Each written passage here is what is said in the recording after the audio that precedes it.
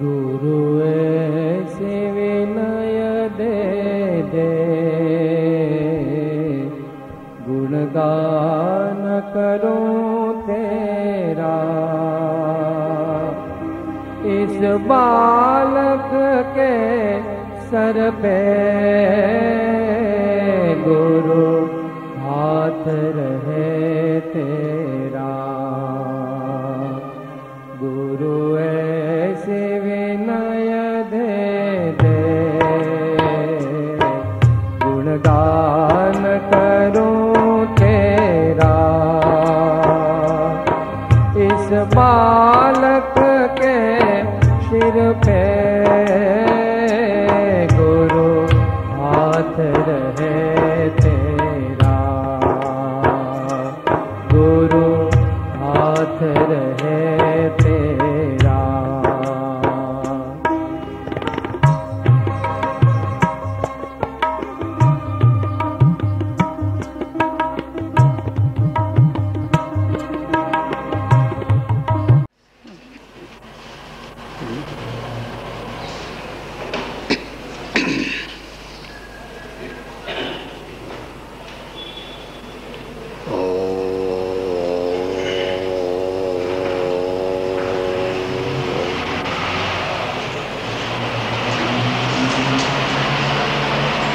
માંગલિક તરીકે આપણે સૌ એક નમસ્કાર મંત્ર ઝીલીશું.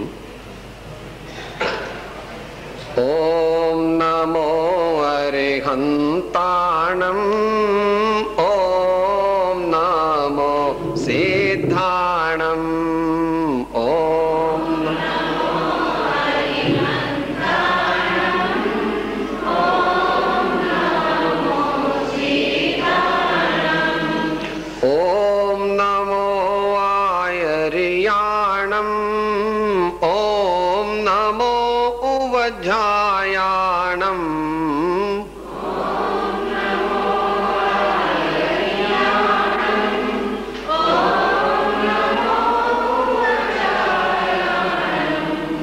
નમો લોયે સવસાહોણમ, ઓમ નમો અરિહંતાણમ.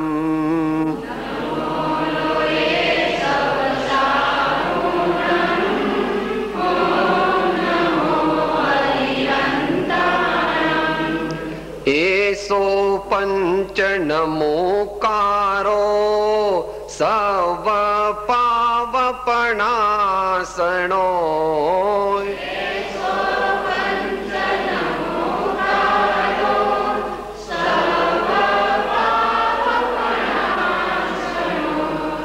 મંગલાણમ ચ સવેસીમ પડમમ હવૈ મંગલમ. મંગલાણમ ચ સવેસીમ પડમમ હવૈ મંગલમ.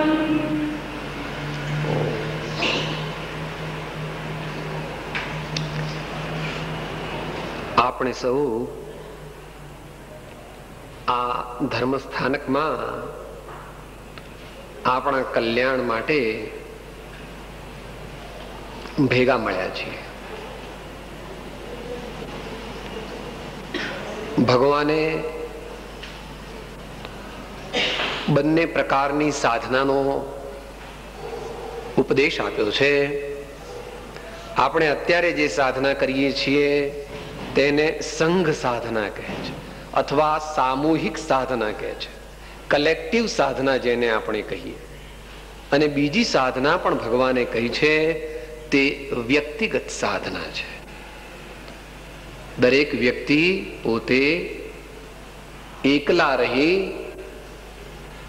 જે ચિંતન, મનન, સ્તુતિ, ભક્તિ, ધ્યાન કરે એ પણ સાધના આપણને મહાવીર પ્રભુએ બતાવેલી છે.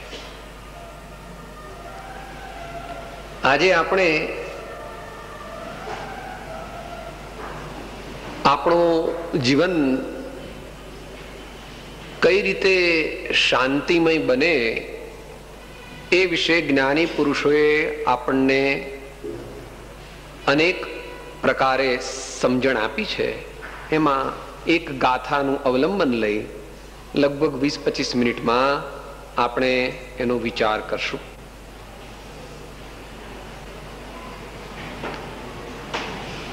ગાથા ગુજરાતી છે.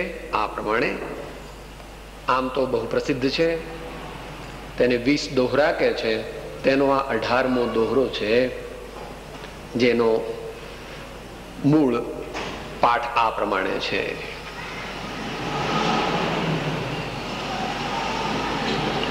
પ્રભુ પ્રભુ લય લાગે નહીં, પડ્યો ન સદગુરુ પાય.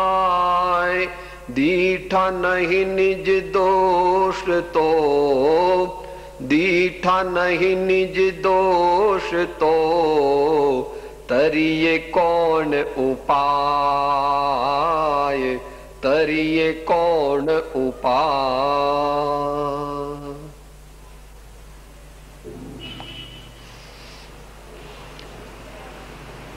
આપણને આ જીવનમાં કોઈને 30 વર્ષ થયા, કોઈને 40 વર્ષ થયા, કોઈને 50 થયા, કોઈને 60 કે તેથી અધિક થયા. આપણે આ મનુષ્ય ભવમાં આવીને શું એવું શ્રદ્ધાન કર્યું, શું એવું જ્ઞાન મેળવ્યું, કે શું એવું આચરણ કર્યું કે જેથી આપણો આત્મા વિકાસને પંથે ચાલતો રહે. જીવનનું ધ્યેય શું છે? વિકાસ. પણ અહીંયા આધ્યાત્મિક દ્રષ્ટિમાં વિકાસ એટલે હમણાં વાત થઈ, આપણી ધર્મ શ્રદ્ધા વધે તે આપણો વિકાસ છે. આપણું ધર્મ વિષયક એટલે આત્મા વિષયક જ્ઞાન વધે તે આપણો વિકાસ છે. આપણું ચારિત્ર, આપણું આચરણ, એમાંથી પાપ પ્રવૃત્તિ ઘટે, પુણ્ય પ્રવૃત્તિ વધે અને શુદ્ધ આત્માનો એટલે પોતાના મૂળ શુદ્ધ સ્વરૂપનો લક્ષ્ય બંધાતો જાય, એ આપણો વિકાસ છે. જો આવું બનશે તો આપણો મનુષ્ય ભાવ સફળ છે. બાકી તો બહારનું તો ઉથલ પાથલ ચાલુ જ રહેવાની છે. બધી બહારની બધી ઉથલ પાથલ જે છે, જેમાં આ જીવ અહમપણું કરે છે, એ જ્ઞાની પુરુષ કહે છે કરવા જેવું નથી. ફરજ બજાવ, પણ જો અહમ મમત્વ કરીશ તો તું પસ્તાવા વિના બીજું કંઈ પણ પ્રાપ્ત કરી શકીશ નહીં. તો પ્રશ્ન થાય કે ભાઈ આપણે હારું તમે કહો તો એવું કરવું છે, કે અહીંયા કોઈ કહેતું નથી. સર્વજ્ઞ ભગવાન મહાવીર કહે છે. કોણ કહે છે? મહાવીર ભગવાન. આ 3 વસ્તુનું સૂત્ર છે આપણામાં. તત્વાર સૂત્ર એ આપણા બધા ફિરકાઓમાં માન્ય છે, અને તેના પહેલા અધ્યાયનું પહેલું સૂત્ર ભગવાન કહે છે, ઉમાસ્વામી મહારાજ, સમ્યક દર્શન જ્ઞાન ચારિત્રાણી મોક્ષ માર્ગ. તો આવું આપણા આત્માનો વિકાસ થાય કેવી રીતે, એની પ્રેક્ટિકલ વાત અહીંયા સદગુરુ સમજાવે છે કે ભાઈ પ્રભુ પ્રભુ લય લાગી નહીં. જીવ માત્ર અને એમાં મનુષ્ય વિશેષપણે પ્રેમ કરે છે. પ્રેમ એ કોઈ અપેક્ષાએ આત્માનો સ્વભાવ છે. કોઈ અપેક્ષાએ પ્રેમ કર્યા વિના કોઈ પણ રહી શકે નહીં. અમે ભક્તની ભાષામાં અત્યારે બોલીએ છીએ. માટે આપણે પણ એમાં આવી ગયા છીએ, અને આપણે પણ પ્રેમ કર્યા વિના રહી શકતા નથી, રહી શકવાના પણ નથી. તો કોઈ કે હા સાહેબ, મને કુટુંબ પ્રત્યે બહુ પ્રેમ છે, મને પૈસા પ્રત્યે બહુ પ્રેમ છે, મને બાળકો પ્રત્યે બહુ પ્રેમ છે, મને ધંધા પ્રત્યે બહુ પ્રેમ છે. તો ભગવાન કહે છે એને અમે પ્રેમ કહેતા નથી, એ તો મોહ છે. છે ખરો પ્રેમ, પણ બગડેલો પ્રેમ છે. બગડેલો એટલે જેવી રીતે આ બહેનો છે તે રાતના કોઈ વાર જો દૂધ ફ્રીજમાં મૂકવાનું ભૂલી જાય ને ઉનાળાનો દિવસ હોય અને સવારે ભાઈઓને 5-6 વાગે ચા પીવી હોય તો એ દૂધ કામમાં આવે ખરું? બગડી ગયું, મળી ગયું, કર્ડલિંગ થઈ ગયું તો એ દૂધ કહેવાય? છે દૂધ, છે દૂધ. રાતના દૂધ મૂક્યું તો બીજું કઈ મૂક્યું હતું ટેબલ પર, પણ ફ્રીજમાં મૂકવાનું રહી ગયું તો એ દૂધ બગડી ગયું. હવે એમાંથી ચા પણ બને નહીં ને કોફી પણ બને નહીં ને એમાં કેસર બેસર નાખીને દૂધ તરીકે પણ પીવાય નહીં. કે પીવાય? નો પીવાય. એમ તારી વાત ચાલે છે. પ્રભુ તું કહે છે કે સાહેબ તમે પ્રેમ કહો છો ને, હું પ્રેમ તો બહુ કરું છું, પણ બગડેલો પ્રેમ જે છે તે આત્માના વિકાસમાં પ્રભુ કામમાં આવી શકશે નહીં. જેમ પેલું દૂધ બગડી ગયું તો દૂધ હોવા છતાં તે પીવાના કે દૂધ બનાવવાના કામમાં આવી શકતું નથી. તેમ આપણે જે પ્રેમ માનીએ છીએ કે આપણે કુટુંબાદિ પ્રત્યે પ્રેમ કરીએ છીએ, પણ શાસ્ત્ર પરિભાષામાં એટલે તત્વ દ્રષ્ટિએ જોતા પ્રેમ તે છે જે દ્વારા આત્માનો વિકાસ થાય. માટે એવો તો 2 જ જાતનો પ્રેમ છે કે જે પ્રેમ આત્માના વિકાસમાં ઉપકારી છે.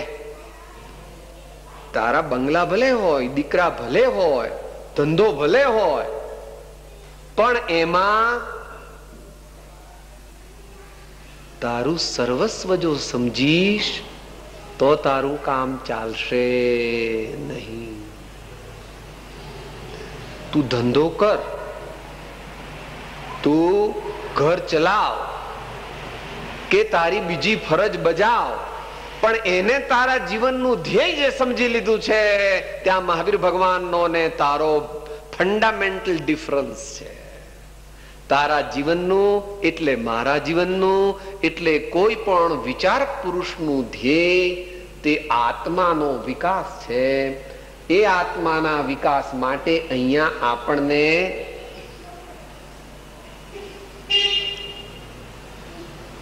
દિશા બદલવાની સદગુરુ સલાહ આપે છે. કોઈ અનાજવાળાને ત્યાં આપણે ઘઉં લેવા ગયા અને એને 2 કિલોનું જે એનું કાટલું છે તે મૂક્યું અને સામે ઘઉં મૂક્યા. આમ થોડા થોડા નાખતા એને લાગ્યું કે બહુ વાર લાગશે એટલે એને મોટી થેલીમાંથી એકદમ આમ નાખી દીધું. પછી 2 ને બદલે 2.5 કિલો થઈ ગયા. તો 2.5 કિલો કઈ આપણને આપે નહીં. તો શું કરે છે? પેલામાંથી કાઢી લે છે, પેલામાંથી કાઢી લે છે. જ્યારે બરાબર 2 કિલો થાય ત્યારે આપણને એનું પડીકું વાળીને આપણા હાથમાં આપે છે. એ પ્રમાણે આપણે આપણો પ્રેમ જે છે તે બધોય દુનિયાની વસ્તુના પલ્લામાં મૂકી દીધો છે. તેમાંથી થોડો થોડો ઉચકીને આ પલ્લામાં હવેથી મૂકવાનો છે.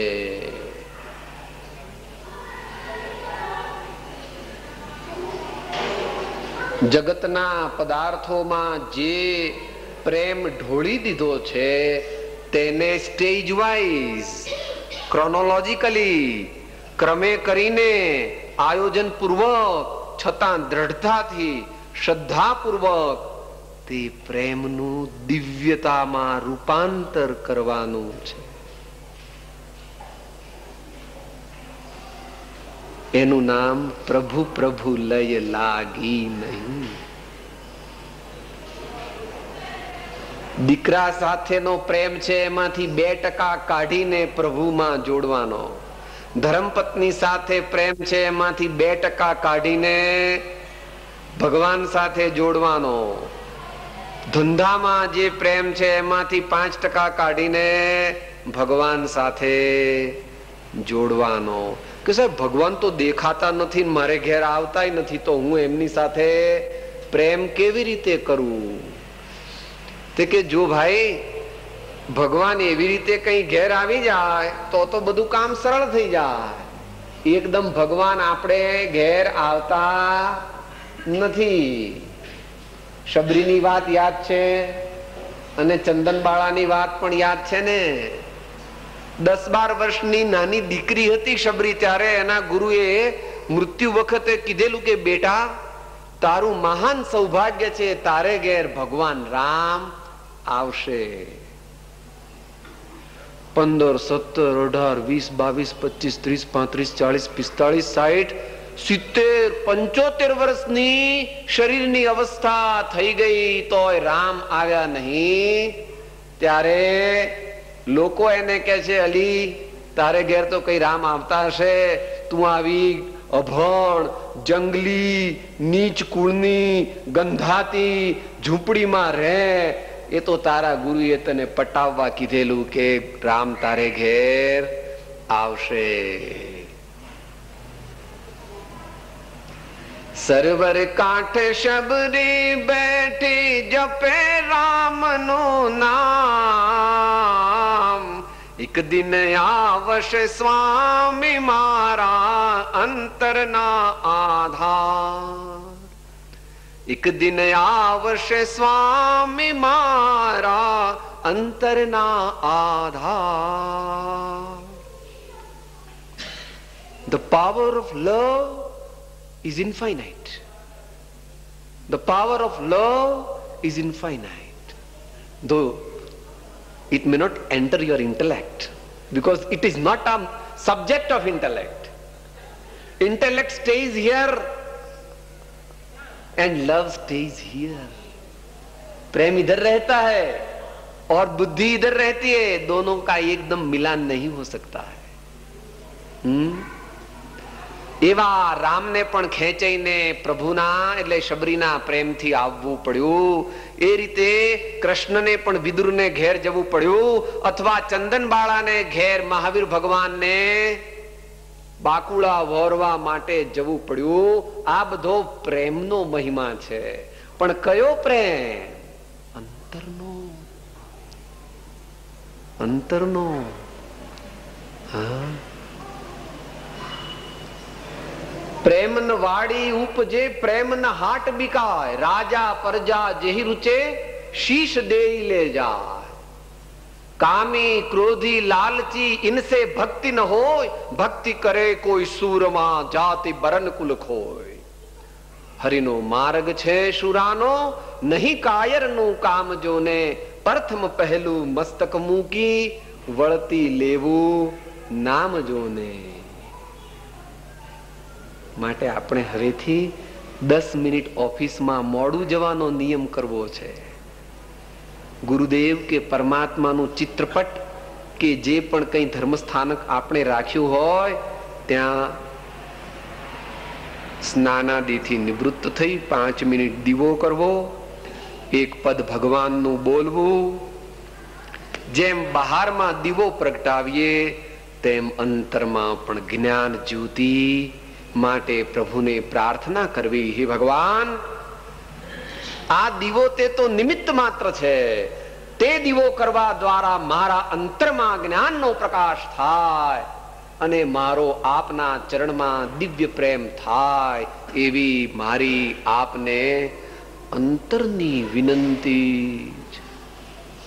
જો તે અંતરની હશે અને જેટલા પ્રમાણમાં તે અંતરની હશે તેટલા પ્રમાણમાં કાર્યની સિદ્ધિ થયા વગર રહેવાની નથી, એવો નિયમ કીધો છે. ભગવાનનું સરનામું તે ભક્તોનું હૃદય છે. ભગવાન બીજે ક્યાંય રહેતા નથી, એવો શ્લોક આવે છે. નાહમ વસામી વૈકુંઠે યોગિનામ હૃદયેન ચ મદ ભક્તા યત્ર ગાયંતી વસામી તત્ર નારદ. પ્રેમથી જો આપણે પ્રભુનું નામ લઈશું સમજીને, કારણ કે સાચો પ્રેમ સમજણ વિના થતો નથી. સમજીને જો આપણે પ્રભુનો પ્રેમ કરીશું, પ્રભુ સાથે પ્રેમ કરીશું, ધેટ્સ ઓલ. पर प्रेम प्रवाह बढ़े प्रभु से, सब आगम भेद सूर बसे। वह केवल को बीज ज्ञानी कहे, निज को अनुभव बतलाई दिए, निज को अनुभव बतलाई दिए। આગળ પ્રેમની જ વાત આવે છે હવે પછીના ચરણમાં। પ્રભુ પ્રભુ લય લાગી નહીં, પડ્યો ન સદગુરુ પાય। ભગવાનની અવેજીમાં નેક્સ્ટ બેસ્ટ, વર્તમાનમાં તો પરમાત્માનો આપણને યોગ છે નહીં ક્યાંય, પણ તેમની પ્રતિકૃતિનો યોગ છે, તેમનું ચિત્રપટ કે તેમની મૂર્તિ તેનો યોગ છે। તો તેની અવેજીમાં next second line of defence કઈ છે? તો કે છે કે પડ્યો ન સદગુરુ પાય। સદગુરુ એટલે અત્યારે કઈ આપણો એ વિષય નથી, પણ ભગવાનની રાહે જે ચાલે અને ભગવાનની વાતનું જેને શ્રદ્ધાન થયું હોય તે સદગુરુ જાણવા। અર્થાત ચાલુ ભાષામાં બોલીએ તો સદગુરુ એટલે ભગવાનની મિનિએચર કોપી। ભગવાનની મિનિએચર કોપી એ સદગુરુ છે, અને સદગુરુની ફૂલ એનલાર્જમેન્ટ કરો તો પરમાત્મા સર્વજ્ઞ જિનેશ્વર અરિહંત છે।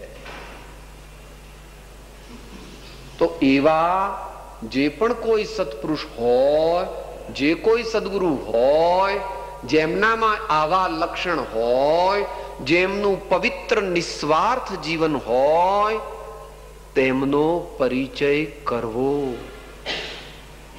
તેમની પાસે જવું, તેમનું જીવન તપાસવું, તેમની સાથે હર પ્રકારે એક થવાનો પ્રયત્ન કરવો, તો ધીમે ધીમે ધીમે ધીમે તેમના દિવ્ય વ્યક્તિત્વની તને ઝાંખી થશે, અને તેમની દિવ્યતા તરફ તને જ્યારે આકર્ષણ થશે ત્યારે તેઓ તને કહેશે કે તું અને હું બે જુદા નથી, હું તો તારા હૃદયમાં રહું છું ભાઈ। હે વત્સ, તું એમ માને છે કે હું ને તું જુદા છીએ, ગુરુ કહે છે હું તો તારા હૃદયમાં છું। દ્રષ્ટાંત એક આવે છે, એક લૂંટારું હતો। પહેલાના જમાનામાં એવા ધાડપાડું જે થતા તે એક દિવસ એક સંત મહાત્મા ત્યાંથી પસાર થતા હતા। કોઈ પૂર્વનો એવો યોગ કે એને એ સંત મહાત્મા પ્રત્યે કંઈક સદભાવ ઉપજ્યો, અને જઈને એને ગુરુદેવને વંદન કર્યા। કહે છે મારું મન તમારા તરફ આકર્ષણ પામે છે, મારા જીવનનું કલ્યાણ થાય એવું આપ કંઈ મને કહેશો?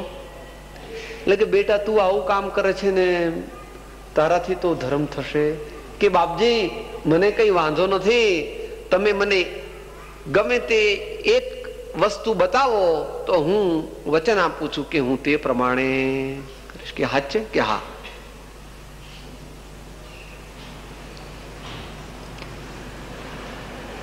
તો કે છે જો ભાઈ, જ્યારે હું તને દેખાવું ત્યારે તારે મોટું પાપ કરવું નહીં। મોટું કહીએ છીએ ને આપણે, હું જ્યારે તને દેખાવું ત્યારે તારે મોટકું પાપ કરવું નહીં।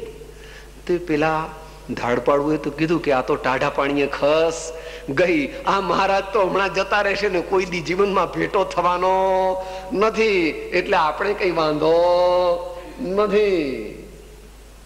એટલે તો હા બાપજી, તમને હું દેખીશ ત્યારે હું મોટકું પાપ કરીશ નહીં. મહારાજ તો એમના રસ્તે ચાલ્યા ગયા. આ તો બધી વાતે પૂરો હતો. એટલે રાત પડી, સાંજ પડી, એટલે એ તો ગયો પેલા શરાબખાનામાં, દારૂના પીઠામાં. એ તો દરરોજનો મોટો ગ્રાહક આમ, એટલે તરત પેલો આવીને શું હોય છે, પ્યાલી બ્યાલી એની અંદર ફટ દઈને દારૂ બારો કાઢ્યો. એને તો મોટી બાટલી જોઈએ, આટલી મોટી. એટલે પેલો પાસે ઉભો રહ્યો વેઇટર કે શેઠ આટલું પૂરું કરે એટલે પાછો બીજો આપું. આમ કરીને પીવા જાય છે. તો પેલા દારૂની અંદર એ સદગુરુની મૂર્તિ દેખાણી એને આમ જુએ છે. પેલો નિયમ આપ્યો તો ને એ દેખાણા. એટલે કે મને કઈક થયું લાગે છે, એટલે એને આમ કરીને આંખો ચોળવા માંડી કે મને ભ્રમ થઈ ગયો છે. એટલે ફરીથી આમ પીવા ગયો, ત્યાં વળી પાછા દેખાણા. એટલે આ તો જાતના ગરાસિયા. ફટ દઈને એકદમ પ્યાલી ફેંકી દીધી. પેલા કહે છે, હે તું તો ખોટો દારૂ લાવ્યો છું, આજે ગંધાતો દારૂ લાવ્યો છું, દરરોજ વાળો દારૂ લાવ. બીજો લીધો. નો ચેન્જ.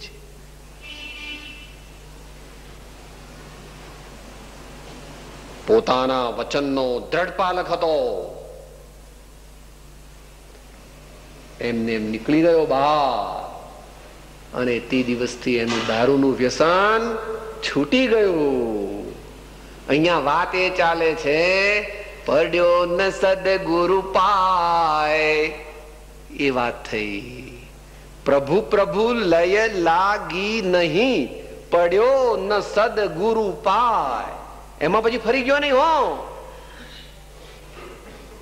જ્યારે ગુરુદેવ દેખાય ત્યારે મોટું પાપ કરવું નહીં, ખલાસ.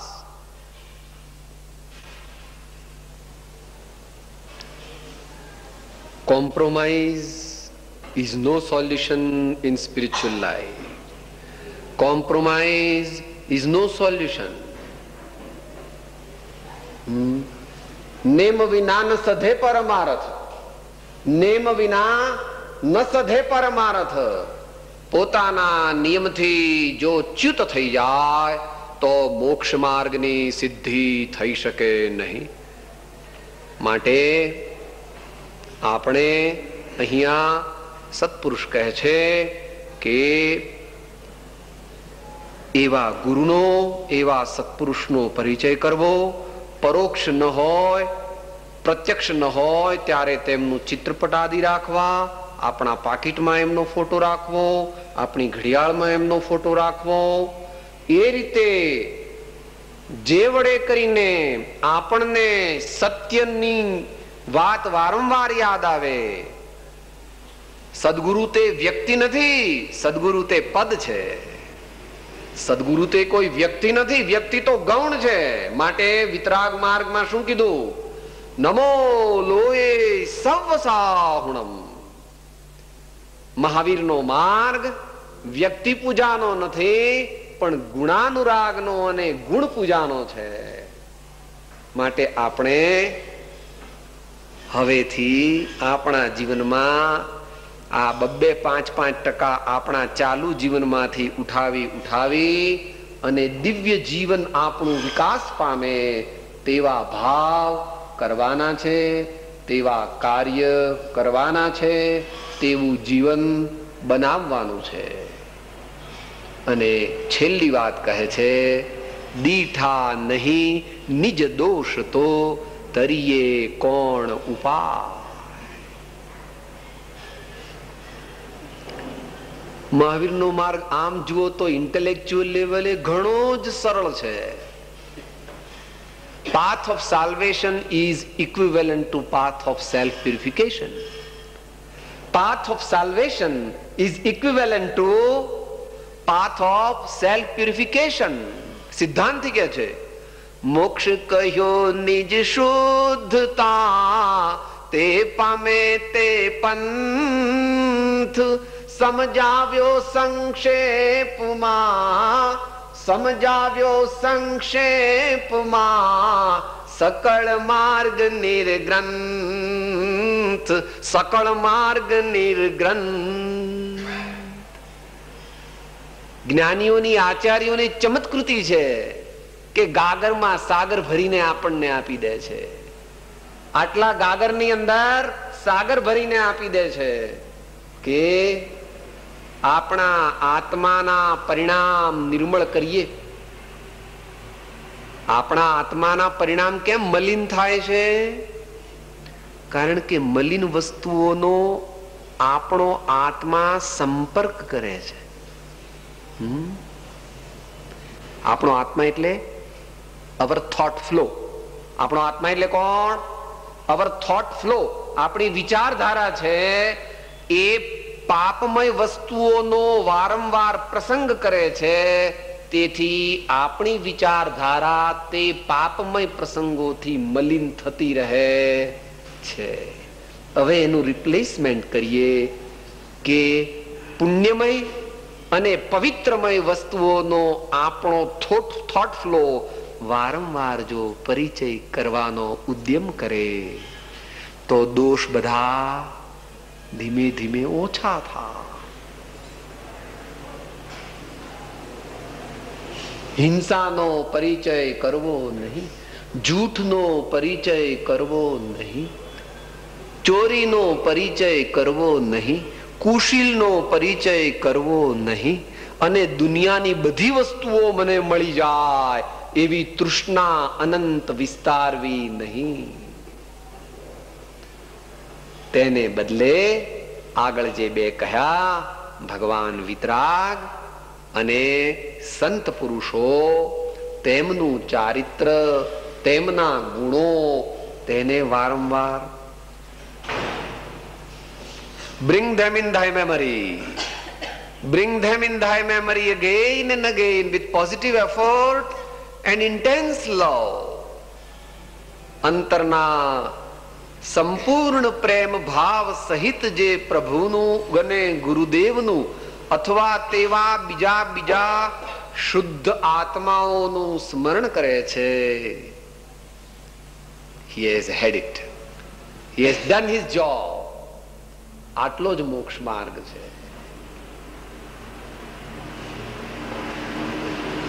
ઘડી ઘડી પલ પલ સદા પ્રભુ સુમિરન કો ચાવ, નર ભવ સફલો જો કરે દાનશીલ તપ ભાવ.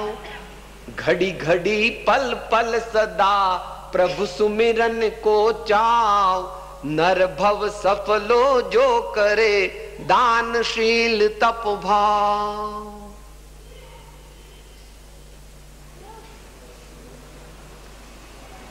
ભગવાનનું વારંવાર સ્મરણ કરવાથી, યથાર્થપણે ભગવાનનું સ્મરણ કરવાથી છેલ્લી દશામાં ભક્ત, ભક્તિ અને ભગવાન ત્રણે એક થઈ જાય છે.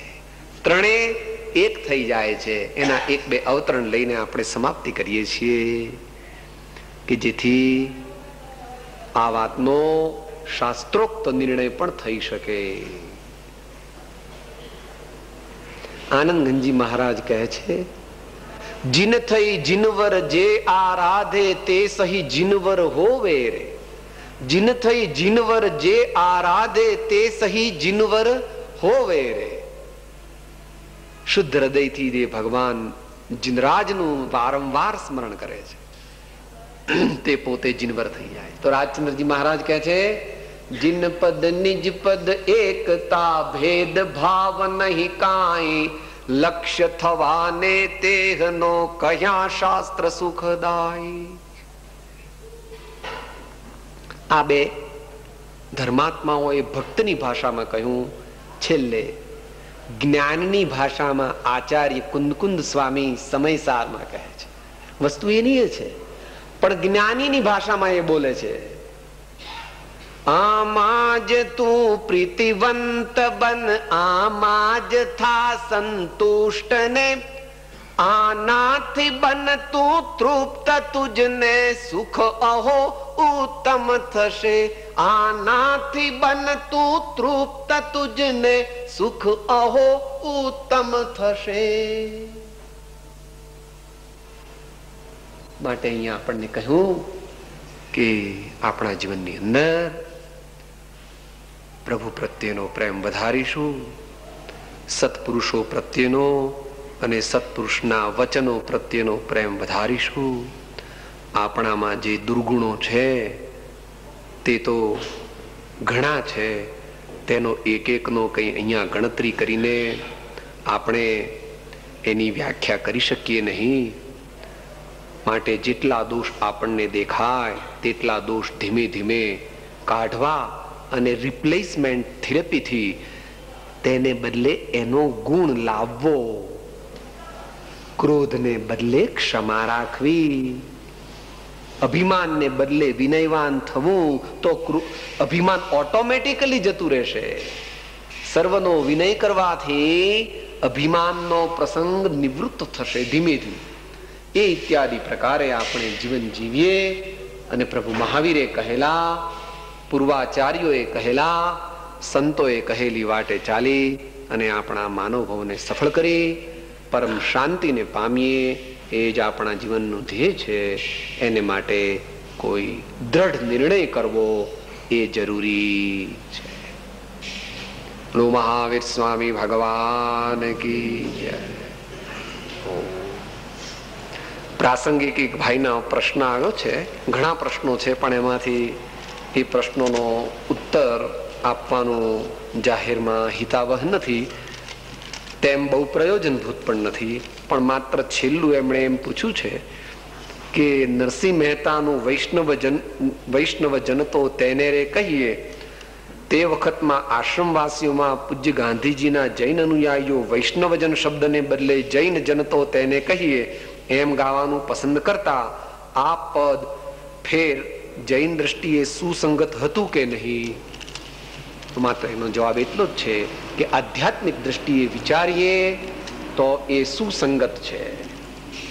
અધ્યાત્મ દ્રષ્ટિ જ્યાં આવે છે ત્યાં આગળ વાદ વિવાદ, વિતંડાવાદ, ડિફરન્સીસ અને એ બધું લય પામી જાય છે. વૈષ્ણવજનના જે લક્ષણ છે તે જ માર્ગાનુસારીના લક્ષણ છે, તે જ આત્માર્થીના લક્ષણ છે, તે જ સત્સંગીના લક્ષણ છે, તે જ કોઈ પણ સાચા મુમુક્ષુના લક્ષણ છે. માટે ધર્મની ભૂમિકા તો એક રૂપ છે, બાકી પરમાર્થ ધર્મ તો સત્પુરુષના આશ્રયે લાખોમાં કોઈક જ જીવને મળી શકે એવી જ આ કળિયુગની અને સામાન્યપણે વિશ્વની વ્યવસ્થા છે. એટલે ભાઈનો આ પ્રશ્ન હતો, એનું કથનચિત આ રીતે સમાધાન છે. વિશેષ કોઈ અન્ય અવસરે વ્યક્તિગત સ્તરે આપણે વિચારશું.